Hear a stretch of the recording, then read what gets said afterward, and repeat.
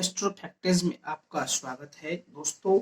विवाह किसके साथ, कब, कहां, कैसे और कैसे व्यक्ति के साथ होगा और आपकी विवाह जो होगी वो किस दिशा में होगी, आज हम उस सब्जेक्ट पे डिस्कस कर रहे हैं। अब देखना है दोस्तों, आपको लेना क्या है, लग्न कुंडली। लग्न कुंडली में जैसे कि आप जानते हैं, आज मैं आपको विवाह और आपकी पार्टनर जो होगी कैसा होगा वो मैं आसान तरीके से बतलाऊंगा। एक ट्रिक है जो आप उस ट्रिक को आप फॉलो कर सकते हैं। जैसे आप जानते हैं कि किसी भी व्यक्ति का ये लग्न कुंडली है। लग्न कुंडली में जैसे कि आप जानते हैं कि 12 घोड़ होते हैं, 1 2 3 4 5 6 7 8 9 10 11 12।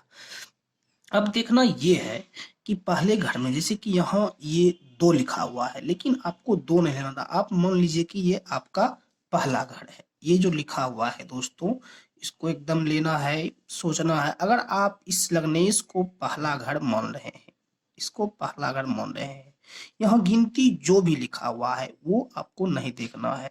पहला घर के सामने यानी पहले घर का छवि जो होगा वो आपका पार्टनर होगा, यानी पहला जो घर है उसके जस्ट सातवें घर, यानी कि 1 2 3 4 5 6 7। सातवां घर में क्या है, सूर्य बैठा हुआ है। ये सूर्य जो बैठा हुआ है सातवां घर, ये दूसरे के अनुसार यहाँ अंक जो भी लिखा हुआ है उस पर ध्यान नहीं दें। सातवां घर जो होगा वो आपके पार्टनर का घर होगा।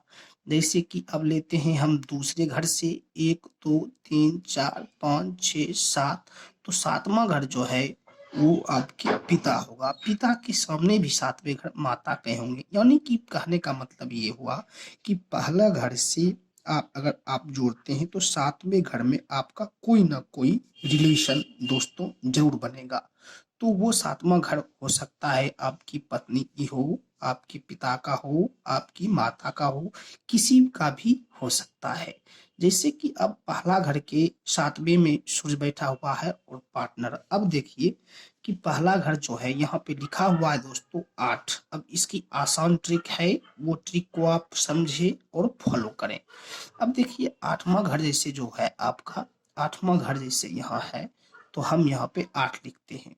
और देखिए यहाँ एक फॉर्मूला है कि मंगल के सामने 1 और 8, इसको देखना है। फॉर्मूला है सप्तांश में कौन सा अंतरदशा या ग्रह कौन सा बैठा है और उसके समक्ष जो ग्रह है उसकी अंतरदशा क्या है और उसकी दिशा क्या है।